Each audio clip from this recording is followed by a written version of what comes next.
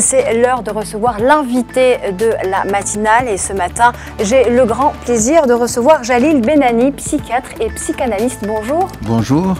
Merci d'avoir accepté notre invitation. Alors, Jalil Benani, vous êtes parmi les grandes figures du printemps du livre et des arts de Tanger. Cette année, c'est la 22e édition, avec un thème, celui de la rencontre. Alors, il faut dire que c'est plutôt un thème de prédilection, hein, presque un cadeau même pour le psychanalyste que vous êtes, non? Tout à fait, tout à fait. Vous savez, la rencontre est au cœur du travail du psychanalyste, oui. Puisque la rencontre suppose à la fois la confiance, l'implication de chacun, le fait de se sentir interpellé à la fois dans ce qui est semblable et puis dans ce que nous apporte l'autre. Donc, si vous voulez, c'est au cœur et c'est quelque chose, c'est un moment important qui à la fois caractérise le travail du psychanalyste, le début, c'est tout le début, mais qui aussi peut se refléter dans d'autres aspects de la vie, des rencontres en général. Puisque chez le psychanalyste, il y a, vous savez, ce qu'on appelle le transfert, c'est-à-dire quelque chose d'un investissement de la relation qui existe partout, qui existe vis-à-vis de l'enseignant, vis-à-vis d'une autorité, mais c'est le psychanalyste qui le théorise. Voilà. Alors, Monsieur Benani, comment allez-vous aborder la problématique de la table ronde que vous allez animer cet après-midi avec le philosophe Ben Mahlouf et l'écrivain Brice Xiques? Ça s'appelle donc « De l'autre à soi, à l'épreuve de nos identités ». Pourquoi ce choix? Alors, c'est heureux d'abord d'être auprès de Ali Ben Mahlouf, avec qui j'ai déjà un dialogue antérieur. Donc, c'est bien de retrouver des gens avec qui on a déjà discuté. D'abord, le psychanalyste est très proche du philosophe. Et les philosophes ont plus que les psychanalystes réfléchi à la question de l'identité. La question de l'identité est, si vous voulez, peu traitée par les psychanalystes qui préfèrent parler d'identification. Donc Ali Ben Mahlouf, qui est philosophe, évidemment, et donc ces questions nous renvoient depuis les Grecs à la question de l'identité et la différence. Brice Xiques est un écrivain, dramaturge, et les écrivains, comme les artistes, nous interpellent, nous, les psychanalystes. Merci. Alors, l'identité, Jalil Benani, c'est vrai, vous venez d'en toucher un mot, c'est au cœur de l'humain, c'est même une interrogation perpétuelle, hein, en fait, de toutes les sociétés. Qu'en est-il véritablement de la société marocaine? Alors, on parle beaucoup, effectivement, aujourd'hui de l'identité et des identités. Oui. Alors, je pense qu'il est très important de parler des identités. La chance que nous avons au Maroc et que nous reconnaissons, c'est la pluralité identitaire qui est d'ailleurs inscrite dans le préambule de la Constitution. C'est cette pluralité qui fait la richesse et qui fait aussi la liberté, puisque on peut passer d'une identité à l'autre, se reconnaître, par exemple. On parlera peut-être aussi des migrants, c'est-à-dire qu'à partir de cette pluralité, plusieurs peuvent se reconnaître dans un ou l'autre aspect de l'identité et se réapproprier une ou telle identité.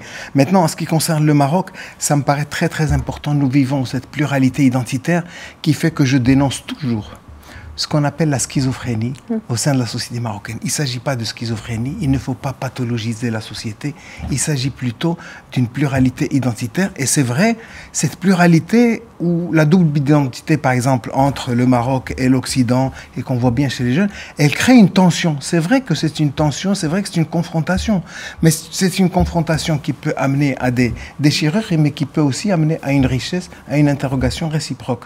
Donc, disons pluralité identitaire plutôt que schizophrénie. Hein. Alors justement, vous parliez là à l'instant d'identité. Votre livre « Un si long chemin » illustre autant le thème de la rencontre que celui de l'identité, une identité permanente, je dirais, une évolution plutôt permanente.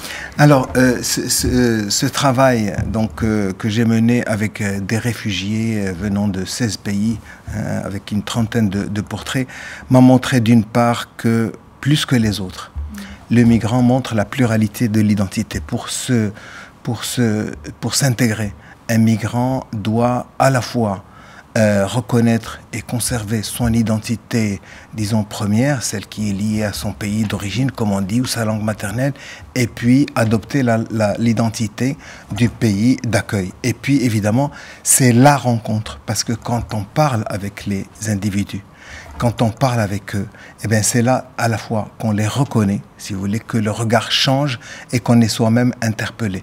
Donc ce qui montre que la question de la rencontre elle est fondamentalement liée à la question de la parole qui nous spécifie comme être humain. Alors, Jalil Benani, un psy dans la cité, qu'est-ce que cela vous rappelle? Ah, ben, je vois que vous êtes au courant. Mais un psy dans la cité, vous savez, comme nous sommes interpellés souvent sur la place du psychanalyste, du psychiatre dans la société, et souvent d'ailleurs par les médias, j'ai voulu faire un livre d'entretien avec un enseignant, un éducateur, pour répondre à toutes les questions que se posent les citoyens, les individus sur la place du psychanalyste dans la cité. Vous êtes dans la matinale de Médian TV, mais vous vous adressez à la cité. Aujourd'hui, dans un monde de plus en plus marqué de plus en plus aveuglé par la violence, quel est le rôle de ce psychanalyste, de vous? Quel est votre rôle dans cette lutte contre l'extrémisme, notamment le rôle du religieux, le vrai rôle du religieux? Oui, écoutez, le psychanalyste considère qu'il y a un lien très étroit entre la dimension individuelle, la psychologie individuelle et la psychologie collective. Donc mon rôle, c'est de partir de l'individu, en considérant que sa souffrance, ses symptômes sont souvent l'expression d'une révolte individuelle. Vous savez, dans l'extrémisme, on constate qu'il y a d'abord quelque chose d'individuel. Il y a quelque chose où vous savez, quand on parle des loups solitaires, par exemple, ça concerne aussi bien l'islamisme que ce qui se passe dans les tueries aux États-Unis.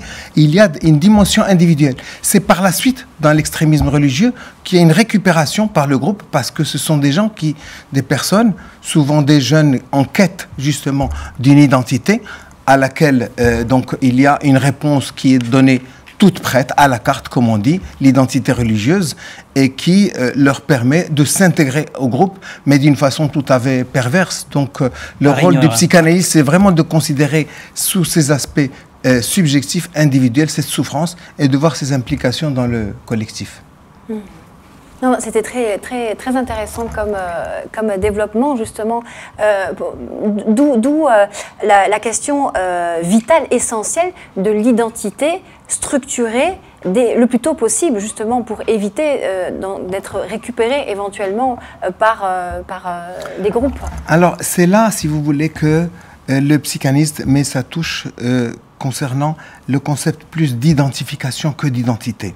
Parce que l'identification qui commence avec cette structuration, l'identification qui permet la structuration par rapport aux premières images d'autorité que sont les parents, puis ensuite de l'autorité, des enseignants, etc., c'est déterminant parce que l'inconscient enregistre les identifications et font qu'il y a une identité première qui est structurée, structurante, et qui permet de s'ouvrir à d'autres identités.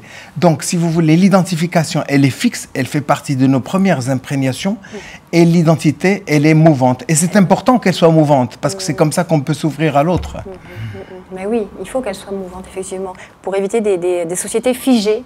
Absolument. Puisque l'identité individuelle, mais aussi plurielle, et au niveau de la nation. Parce que ce qu'on constate aussi bien dans les phénomènes d'extrémisme que dans les replis communautaires, que dans ce qui se passe aujourd'hui par rapport à la globalisation sur le plan économique, elle veut libéraliser les échanges, mais elle n'a pas réussi, si vous voulez, à maintenir la diversité. Et donc c'est ce qui fait que des gens se replient à partir de la globalisation sur des particularismes, sur des identités figées, à la recherche justement de subjectivité, d'identité culturelle. Voyez, et la notion d'identité culturelle ne doit pas être quelque chose de figé. À l'intérieur même d'une culture, on a parlé du Maroc, il y a une diversité. Et ça, c'est très très important de maintenir cette ouverture. Merci beaucoup, Jalil Benani, pour cet éclairage. Et sur donc, le printemps, mais aussi sur le rôle d'un psy dans la cité. C'était important de le faire.